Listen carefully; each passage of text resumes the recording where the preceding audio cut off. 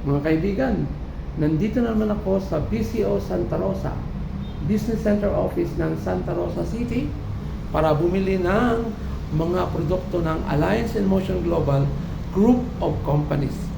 Particularly, ang mga products na binili ko ay sa Empowered Consumerism ng Alliance in Motion Global Group of Companies. Siyempre, bumili ako ng mga products sa mga promo dito. Alright, siyempre, ito yung mga products na nabili ko. Okay, Deep Cleansing and Whitening Bar, Vitamin D, lalo kung hindi ka palagi nainitan. Kami, ginagamit talaga namin ito. Napakaganda ng mga products na ito.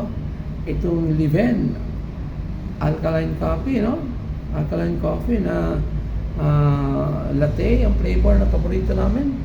At syempre yung C24/7 na supplement, yung complete na supplement din. At syempre itong herbal toothpaste namin. Napakaganda ng mga products nito mga kaibigan.